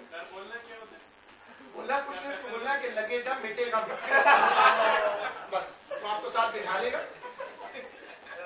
इसलिए कि मेरा वो स्टूडेंट है ओ लेवल में, ए लेवल माशाल्लाह, और उसकी तस्वीरें हमारे फोरम पर, उसकी तस्वीरें, वो कच्ची कॉफी पी के टेबल में लेट जाती, कुर्सी के नीचे लेट जाता था। हम समझते चला गया, कुर्सी के नीचे फ्लैट लेट जाता था, बिल्कुल फ्लैट, और कच्ची कॉफी पी के बेहोश होता था। आखिर में जब सेंटर बंद करने के बाद था तो सोया होता था। ऐसी मखलूक आप दिखाएं। पीछे फ्रेश मैंगो जूस पीता था और सीवरेज नाले में बैठ। आप जरा उस जूस का एक सिप लेके दिखा दें। लिखिएगा एबिलिटी, लिखिएगा कि यूज द, प्लीज जरा क्वेश्चन पूरा करें। Use the same foam, same material of the foam in every trial. Use the same material of the foam in every trial. अब आ जाओ प्रोसीजर पे। जैसे ख्वाजा ने कहा कि हम एक ही फोम यूज करेंगे ताकि फोम का जो मटेरियल होता है वो बदलने से डेंसिटी बदल जाती। कई लोगों ने थर्मोकोल देखा है, वो जो पैकेजिंग में से निकलता है, जिसको पाकिस्तान तोड़ तोड़ के हवा में उड़ाते हैं, बड़े खुश होते हैं। बड़ा हार्ड मटेरियल होता है और लाइट इन वेट होता है। ये मटेरियल दुनिया का बेहतरीन, सुन ले प्लीज बात को, ये मटेरियल दुनिया का बेहतरीन इंसुलेटर है। ये अक्सर लोग नहीं जानते कि ये भी फोम है, यानी हमारे यहाँ तो फोम का मतलब लोग सोचते हैं गद्दा, उसमें चढ़ के बैठ जाऊंगा, मोल्टी फोम बस, या कमांडर फोम। तो ये ध्यान में रखिएगा कि ये मटेरियल भी फोम है। ये जो पॉलीस्टाइरीन होता है जिसको थर्मोकोल कहते हैं, ये भी फोम है।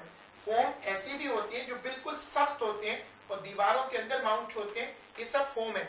डेंसिटी का फॉर्मूला क्या होता है? मास अपॉन, क्यों रेफर किया मैंने फॉर्मूला? उसने फॉर्मूला में डेंसिटी रेफर की है, तो मैं मास निकालूंगा, वॉल्यूम निकालूंगा, उससे डेंसिटी ले लूंगा। या फिर अगर मुझे उस मटेरियल का नाम पता हो, थर्मोकोल, पॉलीस्टाइरीन, तो क्या डेंसिटी टेबल से आ जाएगी? अगर वो पॉलीप्रोपीन है तो भी डेंसिटी आ जाएगी, फिर मुझे फॉर्मूला की जरूरत नहीं है। अच्छा, उसके बाद ये वो फोम का मटेरियल, बताओ इसकी डायमेंशंस रीड कर सकता हूं मैं? लेंथ, ब्रेथ और हाइट, किससे? Metre rule. और अगर थिकनेस कम है तो वर्नियर कैलिपर। और उसके बाद इसका वॉल्यूम कहां से, वॉल्यूम आ गया, फिर मास कैसे लाऊं?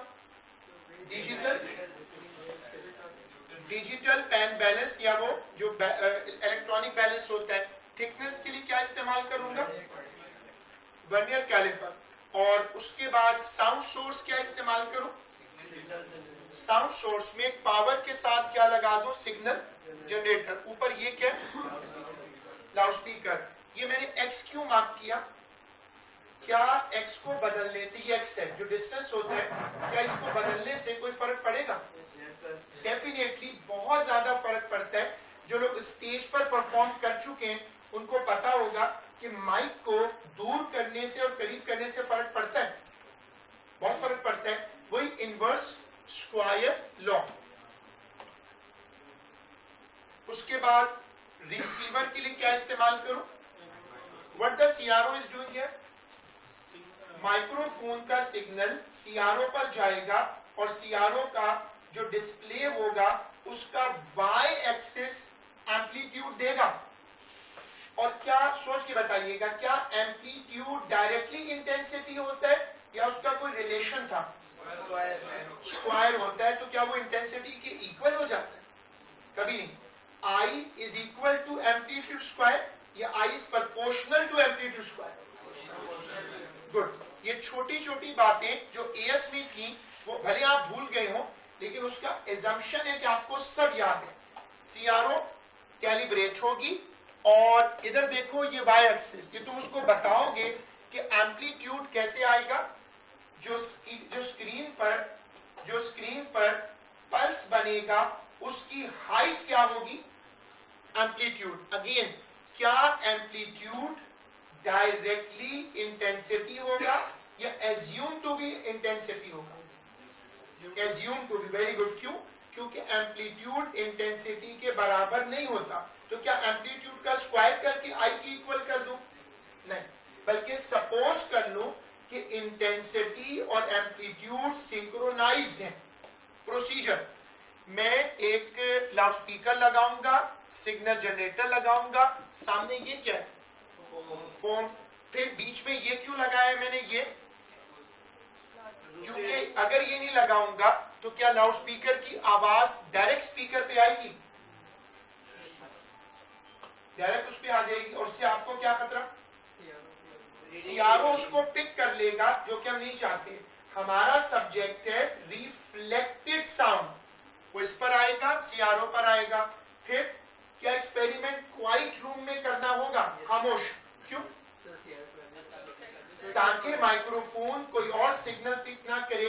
क्या माइक्रोफोन ओवर सेंसिटिव होते हैं? आप उसको हाथ लगाएं, उसको भी साउंड समझते हैं। फिर उसके बाद क्या करूं मैं? आहिस्ता आहिस्ता ट्रायल कैसे रिपीट करूं? आगे करते हैं, आगे करता हूं। लाउड स्पीकर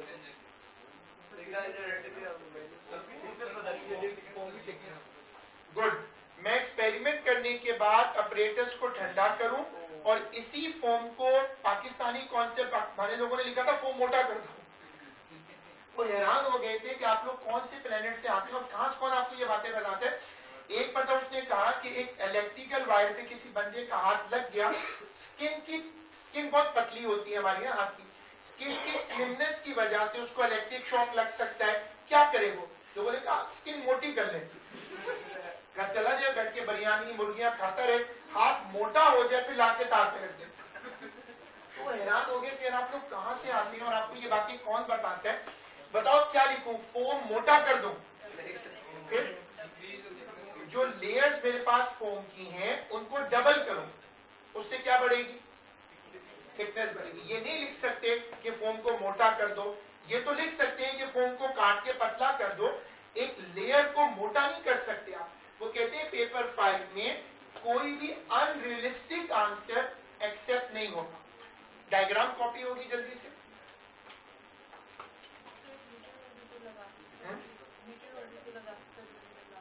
बिटवीन द, हाँ वो तो लगाओगे आप, बिल्कुल अभी आगे मेंशन करेंगे, लेकिन वो इसको रिप्लेस नहीं कर सकता, ये तो रहेगा, इसलिए कि ये तो पार्टीशन है ना। अगर आप पार्टीशन नहीं करोगी तो आवाज डायरेक्ट आएगी, तो फिर तो चलेगा नहीं। अगर जैसे मैं ये माइक पहनता हूँ ना, तो अगर मैं उस स्पीकर के नीचे जाऊं तो वो इसको स्पीकर के बाद उठा लें। बातचीत रोकनी है, प्लीज सबसे रिक्वेस्ट है कि जल्दी से डायग्राम बना दें। जो लोग फ्यूचर डिस्कशंस कर रहे हैं वो पहले अपना प्रेजेंट बचा लें।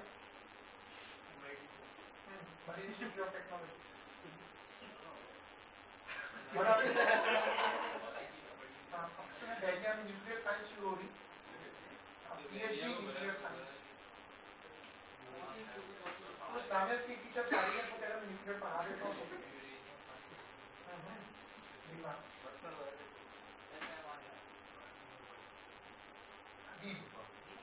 सफा सीबीएम बुक कर बेहतर तो सीबीएम को फायदा हो। 10 साल अगर सीबीएम लाता है तो सीबीएम की लॉसेस पूरी होगी। हाँ पर वहाँ सेमेस्टर सिस्टम वहाँ तो बहुत मजा है, 3 महीने के बाद यहाँ तो 6 महीने वेट करना पड़ता है ना, और कुछ अगले दिन रीटेक आ जाएगा, मतलब अगले पेपर चेक होकर आ जाएगा। 16,000 ही देने पड़ते, तो वहाँ का फ्री में कर देते हैं, मतलब आगे तो हॉस्पिटल हो गया।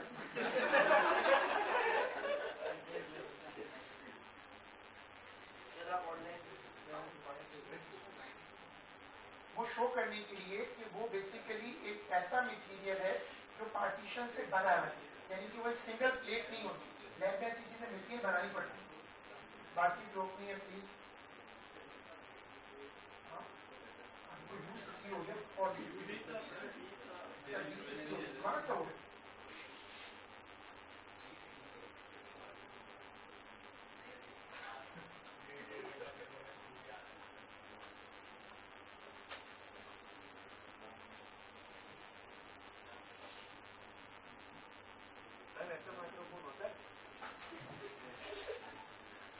ऐसा स्पीकर भी नहीं होता। अगर सीरियस क्वेश्चन पूछे तो देखो आपको वो कहता है कि हम आर्टिस्टिक वर्क के मार्क्स नहीं देंगे, अब तुम माइक्रोफोन जैसा मर्जी बनाओ। गौर से देखो ये तार देख रहे हो, तो फिर जो ए स्टार बच्चा है वो यहाँ 2 तारे बनाएगा, इसलिए कि न्यूट्रल लाइट दोनों की होती है। असल मार्क्स इसके नहीं होते, आर्टिस्टिक वर्क के नहीं है। असल मार्क्स जो हैं वो आपके उस ऑर्डर के जिसमें आप उसको बना रहे, अप्रोच के। अब कौन सा सीआरओ इस शक्ल में होता है? हमने डब्बा बना के सीआरओ लिख दिया, लेकिन उसके फुल मार्क्स मिलेंगे, क्योंकि जो मार्क्स होते हैं वो ओरिएंटेशन के, आर्टिस्टिक वर्क के नहीं है। कोई सिग्नल जनरेटर इस तरह डब्बे में थोड़ी होता है, मैंने अभी आपको दिखाया सिग्नल जनरेटर।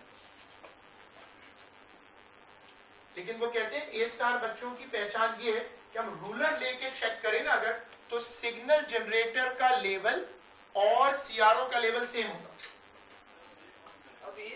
आपके पास लोग हैं बिल्कुल जो जानते हैं कि अगर दोनों का लेवल सेम ना हो, अगर ये माइक्रोफोन नीचे हो और लाउडस्पीकर ऊपर हो, पूरा एक्सपेरिमेंट गलत हो जाएगा।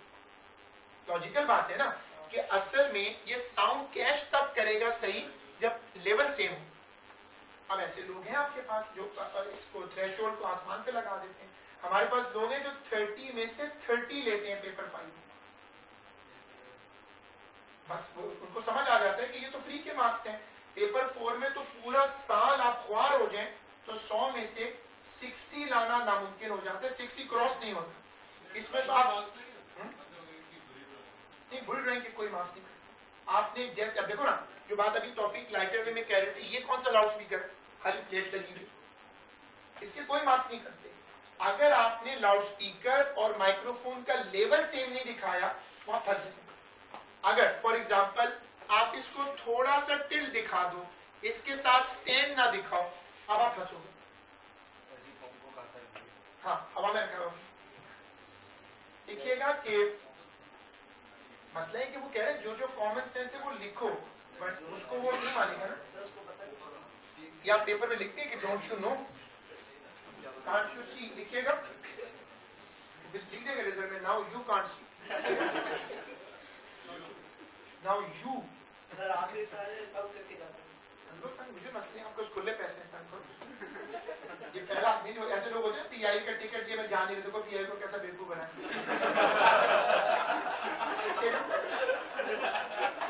वही लोग इसमें लिखिएगा,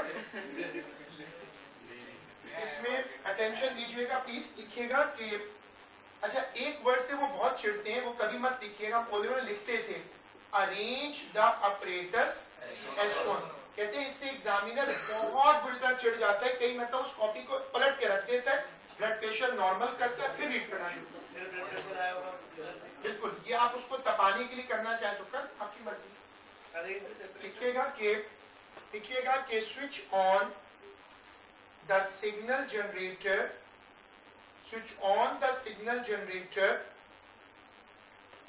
record the frequency response of the CRO, switch on the signal generator, record the frequency response of the CRO, record the frequency response of the CRO, record the frequency response of the CRO। अब मैं calibration लिखवा नहीं रहा दोबारा, लिखिएगा कि calibrate the CRO accordingly, paper में आपको लिखनी है, मैंने अभी पीछे लिखवाई है, calibrate the CRO accordingly, full stop, conduct the experiment in a quiet room, conduct the experiment in a quiet room, ये आपकी मर्जी होती है। प्रिकॉशन अलग से नहीं लिखते, ना लिखनी चाहिए, उसका मजा नहीं आता। फिर आपको याद आता है नबी, आप एक ऑर्डर में फ्लो में लिखते जाओ, इससे आपको फायदा क्या होगा, वो अपने मार्क्स पूरे कर लेगा, आपने दो प्रिकॉशन कहीं भी लिख दी वो आपको मार्क्स दे देगा, या आप सेफ हो जाओगे। लिखिएगा कि conduct experiment in a quiet room, इसमें आगे लिखिएगा कि keep the level of microphone and loud speaker perfectly same, keep the level of microphone and the loudspeaker perfectly same।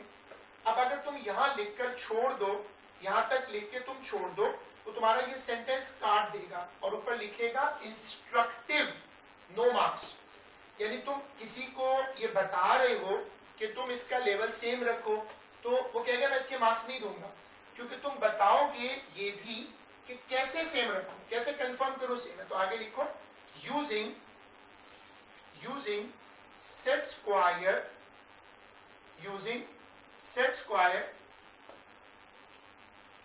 Full stop, partition should be vertical, confirm it by set square, partition should be vertical, confirm it by set square.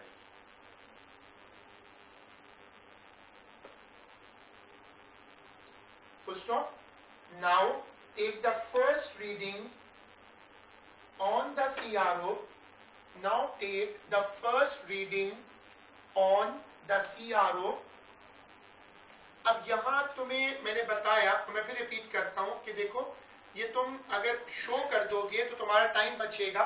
ये जो मैंने diagram बनवाई थी, अब ये diagram तो आप बना चुके हो, सिर्फ आप ये जो स्केच बना हुआ है लेफ्ट साइड पर जिसके नीचे लिखा हुआ है रीडिंग, ये कॉपी कर लो डायग्राम के अंदर।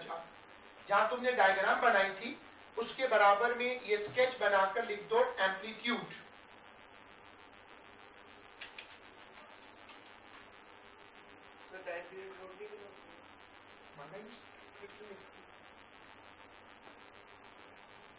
जो अच्छे स्टूडेंट्स होते हैं वो ये पूरा बनाते हैं, लेकिन मैं आपको चूंकि कॉपी करवा चुका हूं तो मैं दोबारा नहीं बनवाऊंगा कि कैलिब्रेशन की डायग्राम उसके बाद अब नोट्स में कंटिन्यू करिएगा कि amplitude is the height of the signal on the screen. Amplitude is the height of the signal on the screen.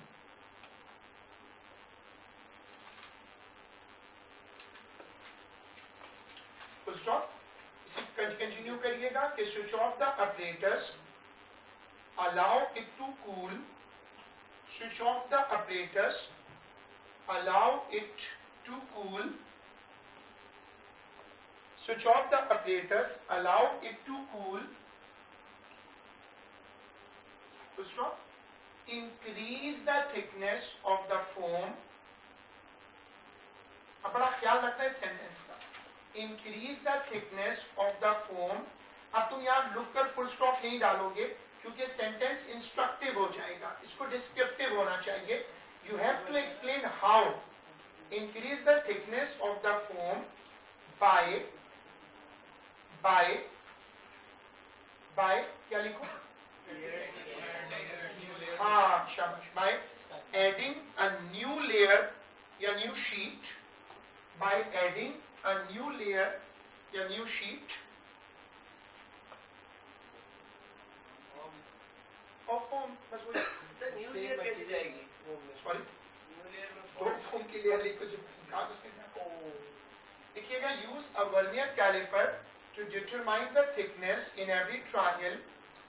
Use a vernier calliper to use a vernier calliper to determine the thickness in every trial. Use metre rule to measure the length and height. Use a meter rule to measure length and height. Use a meter rule to measure length and height. Full stop. Use class 6 का Keller formula. Use V is equal to L into length into breadth into height. Use volume is equal to length into breadth into height, and then use density is equal to mass upon volume, and then use density is equal to mass upon volume। तो ये लिखने के मास कैसे लगेगा? बताओ, वो तो आप बिल्कुल बताओगे, डेफिनेटली गुड कंट्रीब्यूशन। उसके बाद आगे लिखो कि use a digital balance to find the mass. जैसे नबील ने याद दिलाया, use a digital balance to find the mass. उसके बाद अब आ जाओ एनालिसिस में, क्योंकि आखिरी मिनट चल रहा है, जल्दी से इसको कॉपी कर लो। इस पे लिख देना नॉट टू शो, लेकिन मैं आपको प्रैक्टिस करवा रहा हूं क्योंकि एक साल हो गया पेपर 3 जो था एएस का, उसमें ये होता था, और जाहिर के सारे बच्चे तो एडमेस स्टूडेंट नहीं है या मैथ स्टूडेंट नहीं है, तो उनको ये एलन वाली लॉजिक P3 में पेपर 3 में सिखाते थे, तो उसको रिवाइज करना जरूरी है। याद रखिएगा जो लोग मैथ्स नहीं लेते कि ln E1 होता है।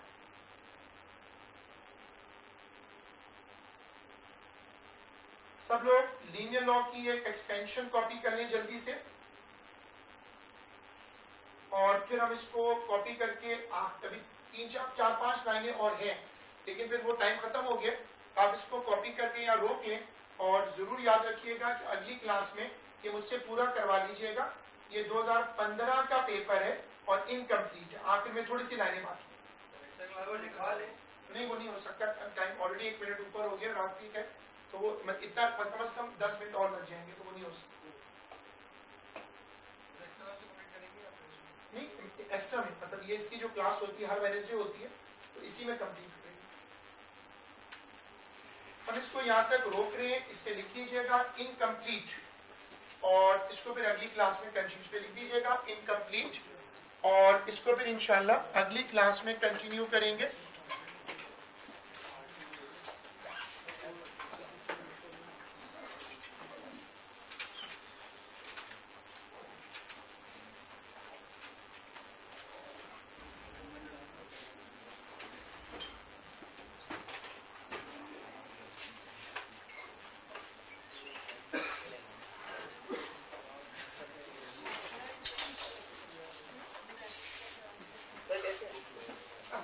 रहा है?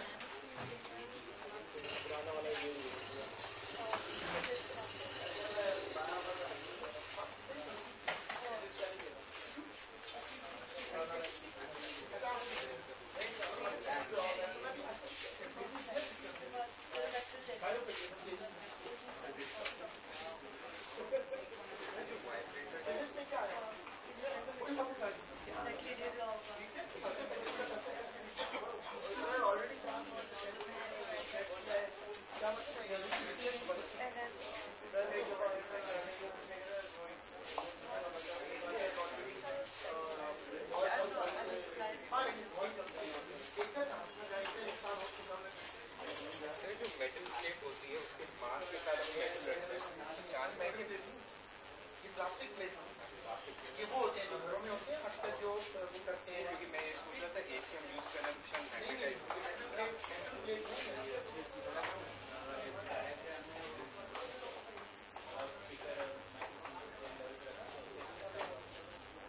अगर आप डायग्राम में सब कुछ लिखते हैं तो कुछ जरूरत नहीं लिखने की। आप फुली लेबल डायग्राम आर टी में perfect can score full marks.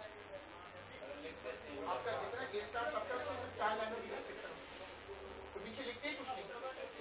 देखो ना ऊपर एक्स मार्क कर दो, दोनों जगह एक्स मार्क करके लिखना कितना आसान है। इंग्लिश लिखने में टाइम लगता है। सर ए फिजिक्स और ए केम का टाइम तो सर तो टाइम बता दो समझे नहीं एक्स्ट्रा क्लास में रखें वो तो अभी बहुत ही मंडे को रात को मैसेज सारे लिखते हैं।